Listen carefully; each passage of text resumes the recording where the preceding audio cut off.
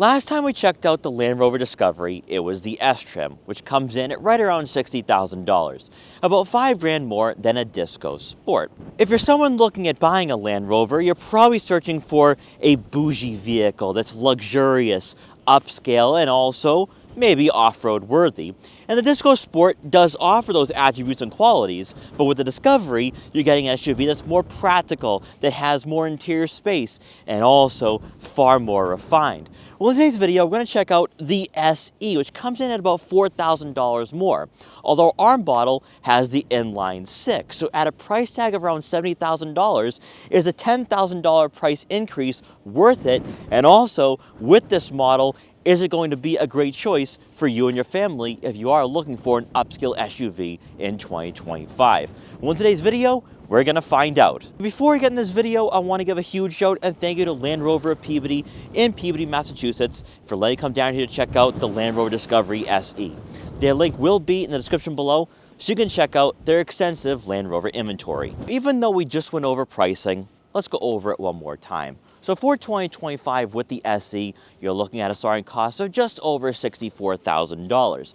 Now, when you take a look at the creature comforts, amenities, and just the overall features, there really isn't too much of a difference because even with the SE, you have similar packages available to you at your disposal. It is going to come down to the inline six, which is offered for the SE, which isn't available for the S, and then of course, the exterior appearance. Now for our model, we're the 35th anniversary edition, so that adds a 35th badge, but then also some other elements that I think makes this vehicle look really upscale and unique. So with the SE, you are going to receive that two-tone look.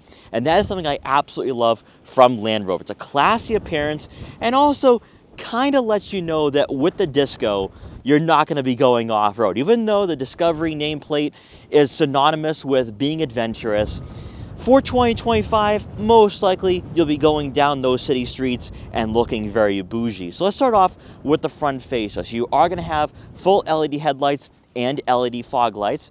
Also, of course, the gloss black front grille and gloss black air vents. Love that touch, and then the Discovery badge is in that gloss black appearance.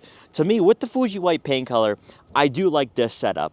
Not a huge fan of white on most vehicles, but the two-tone look goes very well with our model today. Also, what you're going to notice too is the gloss black elements do make their way to the lower portion of the front bumper. Again, lets you know this isn't going to be the most rugged option in the lineup. Then as you make your way over to the side profile, the giveaway here that our model is a 35th anniversary edition is that we do have the running boards along the side profile, which gives you an ease of use and convenience when you are on those errand runs or maybe you're skiing and snowboarding during the winter.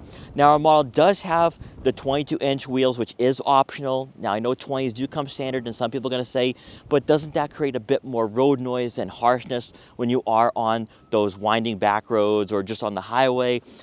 Now, for a vehicle at this price point at around $70,000, tire size doesn't play a huge role because you also need to keep in mind here that with the full-size Disco, it is built on the D7 platform, so you are going to get more refinement and a higher quality feel to this vehicle right off the bat. The 22s just makes this SUV look a bit more aggressive, and I do like that.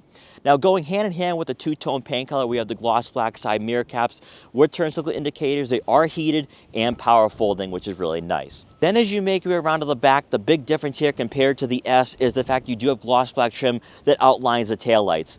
Outside of that, there's not really too much of a difference in regards to the exterior features of this model, although one thing I do want to point out here with our Disco SE is that you are going to have the Fuji white paint color for the rear diffuser of this model, and that pairs up very well with the gloss black trim as well. So everything ties in together and looks congruent for this model. And while we're taking a look at the rear fascia, might as well go over the cargo dimensions once again here for the SE. There's nothing different here compared to the S in regards to the interior space.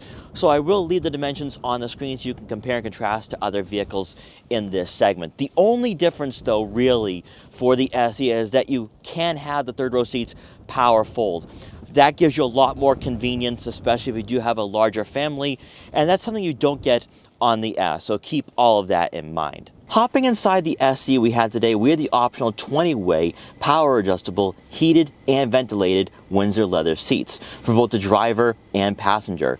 with the driver's side having 3-position memory for added convenience. Now, this would be the way to go. If you're someone looking for a luxurious SUV from Land Rover, go all out, because for $750, you're getting a higher quality upholstery here.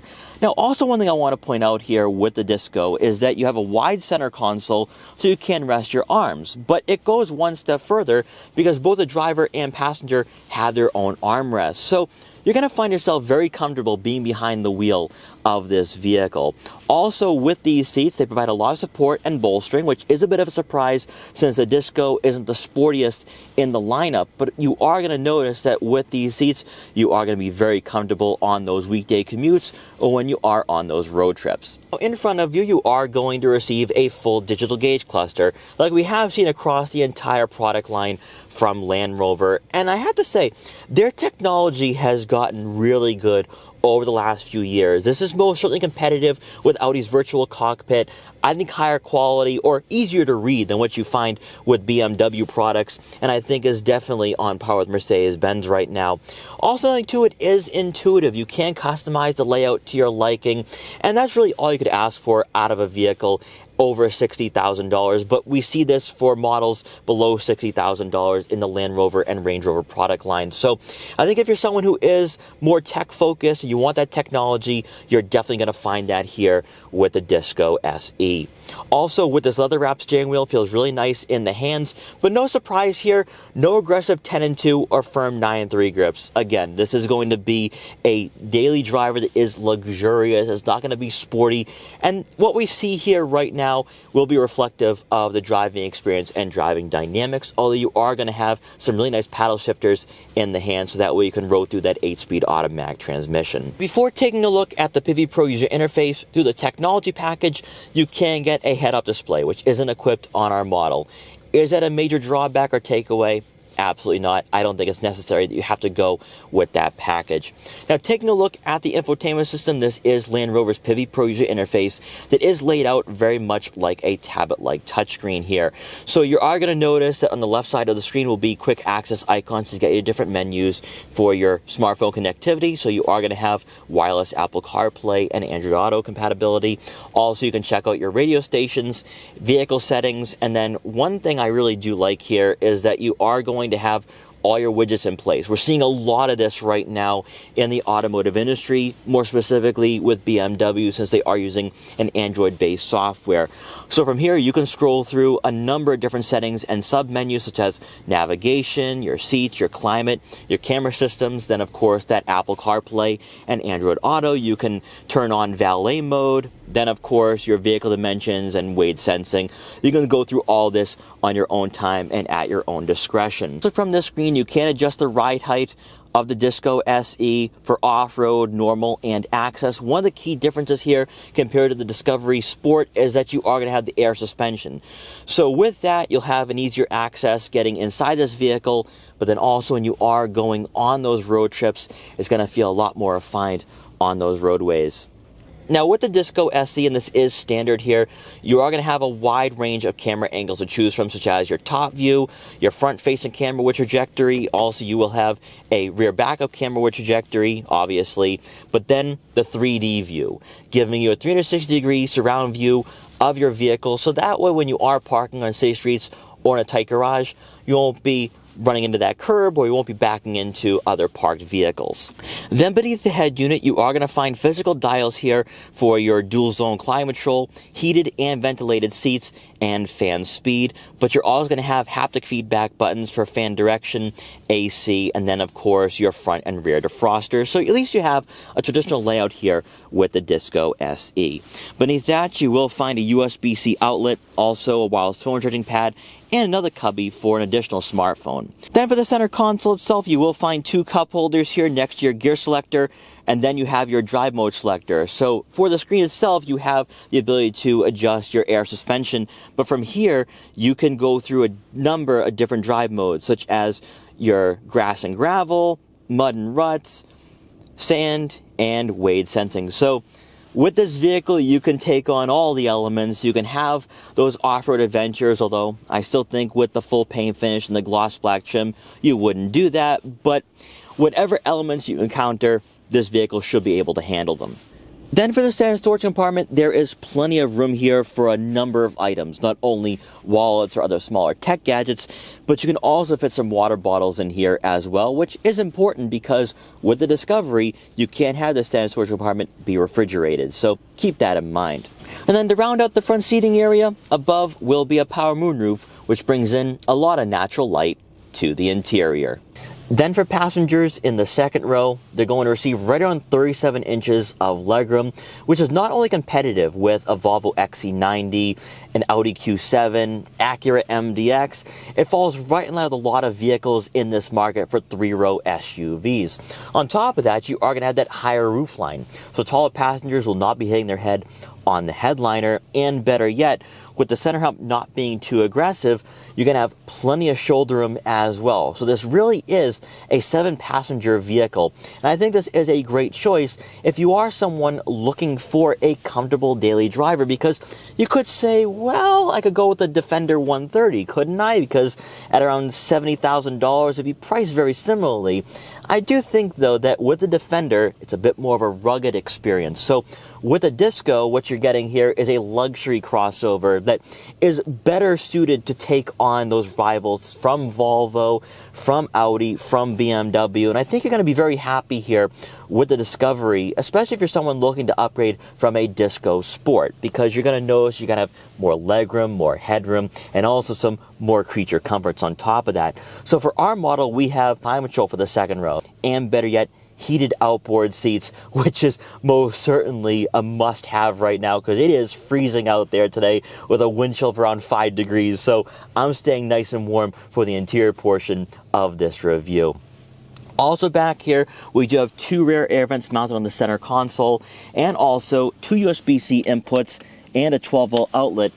And then to round out the second row seating area, you do get a center armrest with 2 cup holders. Now, unfortunately, the third row seats are not operational right now with the boxes back there, but we did go over the third row seating area with the Discovery S that we had featured a couple of days ago. And lastly, for 2025 with the Discovery SE, you do have the option to go with a 3-liter inline 6-cylinder engine, producing 355 horsepower and 369 pound-feet of torque. It is paired with the ZF 8-speed automatic transmission, and all-wheel drive does come standard for better yard capability and versatility. And it would be typical for a vehicle in this market to have all-wheel drive rather than rear-wheel drive coming standard. Now, one thing I do want to point out here, though, with this powertrain is that, one, yes, it is better than the turbo 4-cylinder that comes standard for the S. However, there is a bit of a steep price tag to pay here for this engine. So with a base cost of $64,000 with the SE, you get that turbo 4. But at 70 grand, now you're getting that inline 6. That's about $6,000 more. Now, I personally think it's totally worth it because this engine is rather peppy. It is quick. 0 to 60 times come in at around 6.5 seconds. That would fall right in line with a lot of vehicles in this market that are not sports tuned or sports oriented, whereas the Turbo 4 is around 7 seconds. So you're going to want to keep all of this in mind. Now, with the inline 6, though, yes, you get that straight line speed, you get that exhilaration, but you also get the mild hybrid system. So you're going to notice that this engine performs very smoothly. The gear shifts are crisp. And really, what you have here at around $70,000 is a fun, capable SUV that can do it all. You're going to have an SUV that can get on the highway safely past slower drivers, but also with this being a Land Rover, you can take on those winter road conditions and maybe go off-road a bit. Now, some people are going to say, though, but Mike, wouldn't you rather go with a Defender 130? And it really comes down to what you're looking for out of your next vehicle like this, because I would say the Discovery is kind of that nice middle ground. It takes attributes from the Disco Sport and gives you the ability to have a vehicle that's more upscale and refined, but then also reflects what a true Land Rover is without being overly aggressive or off-road tuned like we have with the Defender. So you can take on those winter road conditions, you can take on those off-road elements, but it's still going to be soft and comfortable. You'll feel that with this air suspension. The Defender is rugged. It is SUV-like. It's a luxurious version of a Ford Bronco or Jeep Wrangler. And if you're someone who wants to take on those trails, you do that with the Defender. The Discovery, not so much. I mean, this really is designed to be a family hauler and also to be a status symbol. It looks like a status symbol, it rides like a status symbol, and you see a lot of these at the high-end retailers or on those main streets in an upscale neighborhood. That's what this vehicle is designed to be, while also being a vehicle that you could go to the mountains to ski and snowboard in, have your family tag along with you, and it's going to be a pleasant driving experience. The air suspension is tuned very softly. Now, there is some drawbacks to that, though, because compared to a Defender, this isn't going to feel very dynamic in that way. You're going to notice the body roll for sure. But most likely you have factored all of this into the equation. Now, when you are on these back roads and the twists and bends, the steering is rather light, but very direct. There's not too much feedback, but that's to be expected since there isn't a dynamic mode here for this model. And with that, you're not going to have those sportier elements that you might typically find in this segment compared to, say, a BMW X5 or a Porsche Cayenne. But I don't really like putting the Discovery in that category or in that conversation. This really is a Volvo XC90, Genesis GV80, maybe even an Audi Q7 fighter. And I think that if you're someone looking for a luxurious experience, you're going to find that here. This vehicle is tuned primarily for luxury over everything else. Let's do a quick acceleration here. Let's see what the inline six has to offer.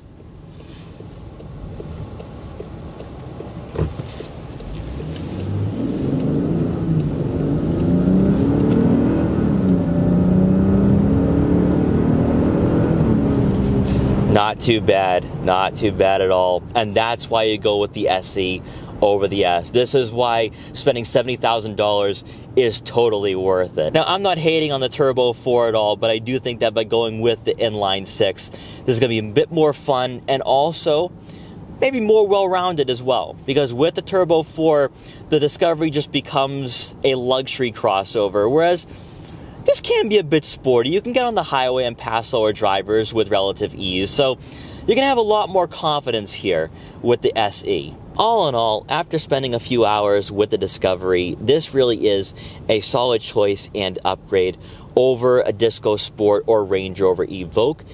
It's also an overlooked choice in the Land Rover lineup. A lot of buyers tend to go with the Velar, maybe even the Defender. But the Discovery is a great choice if you have your eyes set on a Range Rover Sport. Because with the Range Rover Sport, you're spending over six figures if you want a well-equipped model. Whereas this at $60,000 to start or $70,000 with the SE, with the inline 6, I don't want to say this is a nice compromise, but it's a way to get into this lineup and get a vehicle that feels upscale, that feels luxurious, that feels really high quality, and you're not spending $100,000 to do so. Because with the Defender, as I talked about before, it is rugged, it is capable, and it feels SUV-like. In fact, it feels a bit more like a body-on-frame SUV. Whereas with the Discovery, it's a unibody chassis, it rides like a lot of its competitors like the Volvo XC90 and Audi Q7. It's also a bit more unique as well. Some people say that the Volvo XC90 rides better. In a way it does, because with the Discovery it is somewhat off-road worthy and off-road tuned.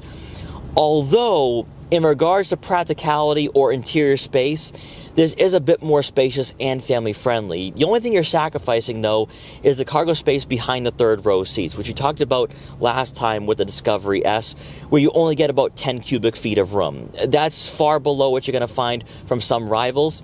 But I do think, though, that for those of you looking for a fun daily driver and also a daily driver that is going to draw some attention when you are on those city streets, when you are on the highway, or when you are at the ski resorts, this would be the choice to go with. So guys, I hope you enjoyed this quick review for the 2025 Land Rover Discovery SE. If you did, please like, comment, share, and subscribe for more, and I will see you guys next time.